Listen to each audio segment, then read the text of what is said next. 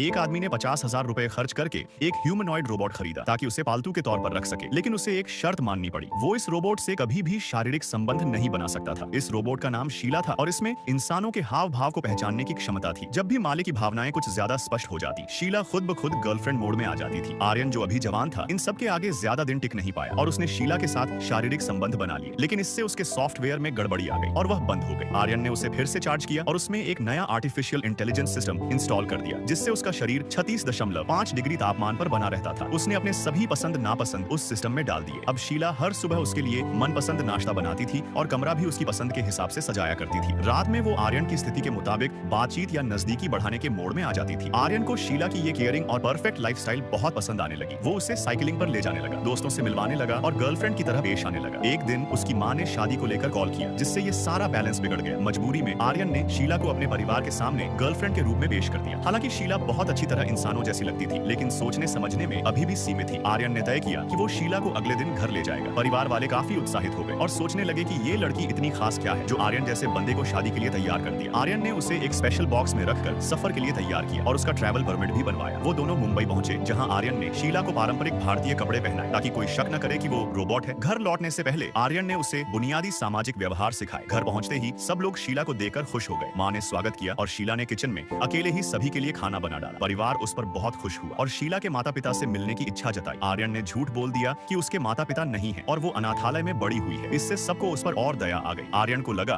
कि अब वो सच में शीला से शादी करना चाहता है। एक हफ्ते बाद घर में सगाई की पार्टी हुई और सबने दोनों को आशीर्वाद दिया। रात में आर्यन नशे में था और शीला के पास गया। उसने शीला से प्यार जताया और शीला को भी इंसानी भावनाएं महसूस होने लगी। अगले दिन शीला ने आर्यन से पूछा कि क्या वो अपने सिस्टम में एक नया चार्जिंग पैकेज इंस्टॉल कर सकती है जो जल्दी चार्ज करता है। आर्यन नशे में था और हामी भर दी। शीला ने वो फाइल डाउनलोड कर ली जिसमें वायरस था और उसका सारा डेटा करप्ट हो गया। आर्यन ने अपनी चाची से मदद ली जो अमेरिका में रहती थी और रोबोट की डेवलपर थी। उन्होंने शीला का बैकअप रिस्टोर किया और वो ठीक हो गई, लेकिन इसके बाद धीरे धीरे उसकी प्रोग्रामिंग में दिक्कतें आने लगी। एक बार जब वो चार्ज कर रही थी, तब आर्यन का कजिन उसे देख लिया और उसके रोबोट होने की सच्चाई जान गया। उसने शीला से छेड़छाड़ करने की कोशिश की, लेकिन तभी आर्यन आ गया और उसे रोक लिया। आर्यन ने फिर शीला को उसे चुप करवाने का आदेश दिया। इस घटना के बाद भी आर्यन ने उसे दोषी ठहराया कि उसने खिड़की क्यों नहीं बंद की, जबकि उसने दरवाजा बंद करने का ही आदेश दिया था। शीला केवल वही कर सकती थी जो उसे साफ साफ कहा जाए। वो खुद से कोई निर्णय नहीं ले सकती थी। यही देखकर उसकी चाची चिंतित हो गई और आर्यन को समझाया कि वह शादी न करे, लेकिन आर्यन ने चाची की बात नहीं मानी और शादी कर ली। शादी के दिन सब कुछ ठीक लग रहा था, लेकिन जैसे ही भीड़ कम हुई, शीला में फिर गड़बड़ी शुरू हो गई। उसने चार्जिंग शुरू की और किसी ने उसे देख लिया। फिर वो हॉल में लौटकर अजीब व्यवहार करने लगी और किसी की बात नहीं मानी। अंत में उसने हॉल में आग लगा दी और आर्यन ने स्थिति को काबू में करने की कोशिश की। कुछ समय बाद आर्यन की